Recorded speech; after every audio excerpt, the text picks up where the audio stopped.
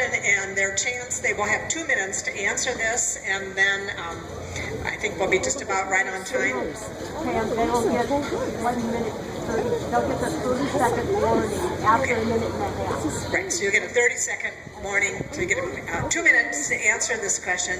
And the question is, what makes you the ideal candidate and the person that should be the council person for the 9th Ward? And I believe we are starting with...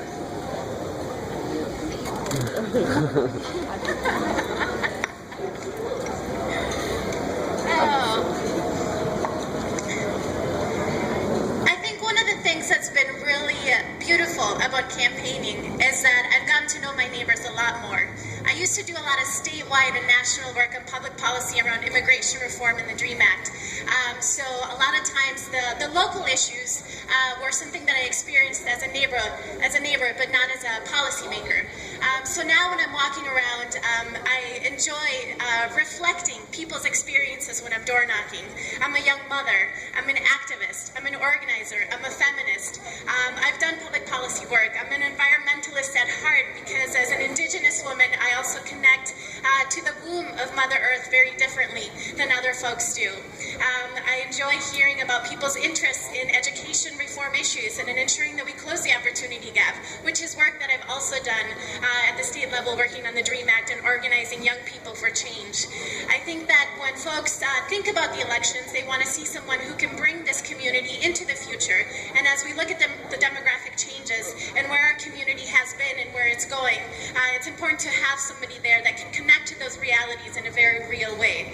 So as the most experienced candidate running for city council, as the only woman, I ask for your support and for your vote on November 5th. I ask you to remember the 5th of November and make sure you go to the polls.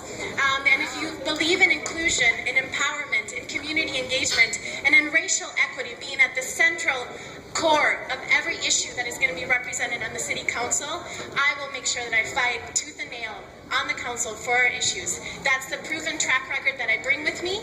That is the issues that I've been working on the south side of Minneapolis for a long time.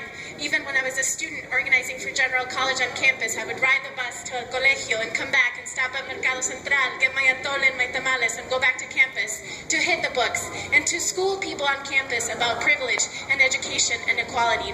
So as the candidate that has been doing that work for the last 12 years, I ask for your vote on November 5th. Thank you.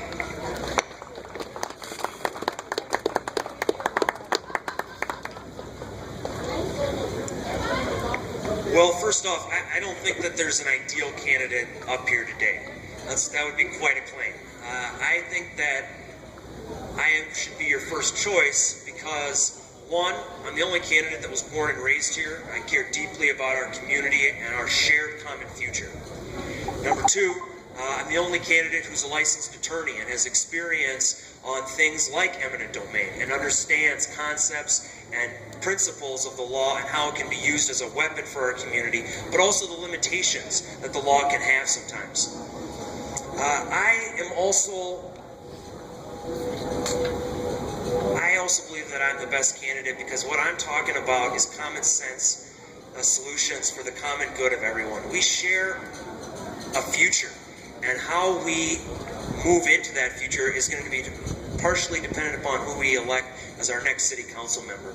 I believe that by focusing on the common ground, by focusing on restoring essential services, by talking about job creation and economic development, by bringing people together around the arts, our gardens, our farmers markets, and by focusing on the essentials and making sure that we are fulfilling those obligations to everyone before we move on to these large, expensive, and pie-in-the-sky dreams is much more important and for the benefit of more people in our community.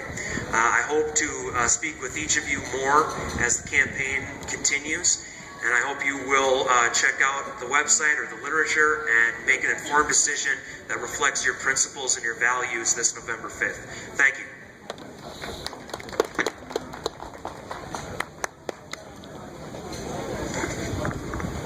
The ideal of the philosophy of ideal candidate is what makes the community perfect, and I think that is what we're here today to talk about. I fight for equal justice. I fight for equal educational access. I fight for equal access to employment. I fight for community housing, equal community housing. I fight for everything. I fight for myself. I try to fit in a society that I sit down with them and I look at different. And I'm here today standing in front of you telling you I came here a decade plus years ago not speaking in English. Well, I just got here, I tried to fit this society and become a part of it. I'm proud of that. So that makes me ideal. I move forward to try to help others. I come back to my community, educate myself, then come back and educate the community. Tell them what they're missing. Leadership is what we're missing in World 9 now. And I think that is what we need to understand.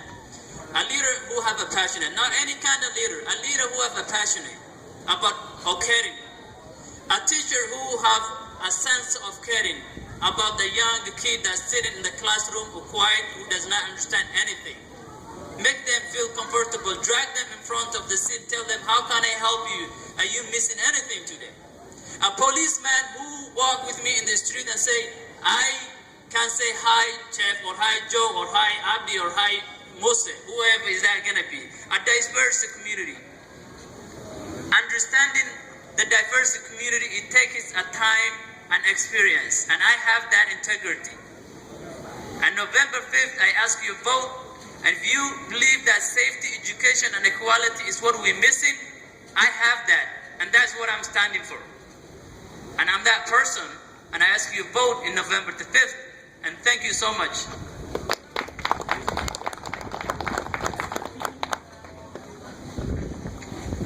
My name is Pat Fleetum, and I ask for your vote on November 5th. We need a proven leader in the 9th Ward. My credentials are such that it would take me a minute alone just to read those to you. I do have a sheet over here with all my credentials. I ask you to read it. I have extensive professional business management experience that can bring fiscal responsibility to the City Council. I have a history of active community organizing. I've been actively involved with dozens of nonprofits and served on many board of directors. I am the person behind the scenes that is always getting things done. I have organized and directed fundraising efforts that have raised over $300,000 for South Minneapolis neighborhoods. I've been licensed by the U.S. government as a humanitarian for several medical relief missions to Cuba and Haiti, and I've seen firsthand how appropriate government interaction can benefit our children. This job is not a sexy job. 90% of it is constituent service. That's customer service. I think I can perform that role. From the bottom of my heart, I believe that my background makes me the best suited of all the candidates who serve you and your community. I'm not a professional politician. I do not seek this job for life. I am not a lawyer. Some would say I'm not a professional speaker either. I guess I would agree with them. I'm a dedicated community service volunteer that wishes to work to improve the quality of lives of all residents of this city. That is the prime role of the city council member. My extensive professional business and community service background is unmatched. I'm running because I believe I can make a difference. I can work on your behalf. You have my pledge, and I thank you for your support.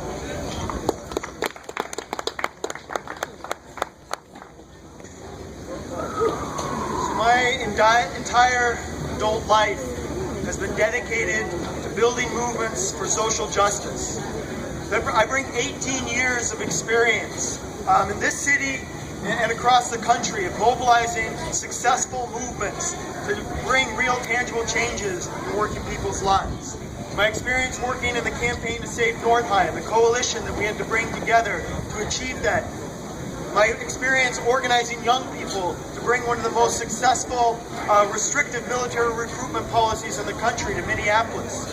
And my experience fighting with Occupy Homes to win the homeowners who many said were too far beyond the foreclosure process to ever win their homes back. We have won victories and we've brought coalitions together.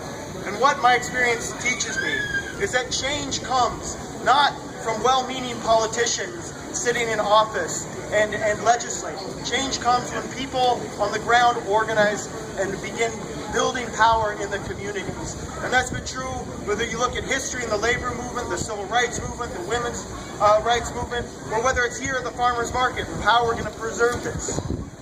I bring to the table an approach that I think is fundamentally different than what we see in City Council currently.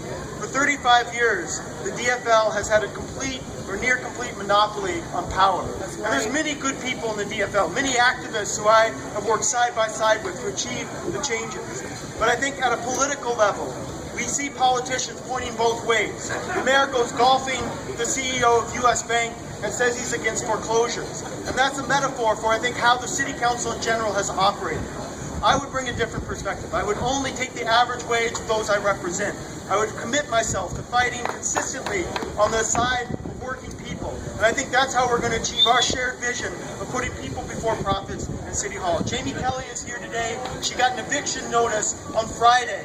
And I'm going to stand with her, and I ask my colleagues here to do that when the sheriffs come in the coming weeks. We need to fight together to win.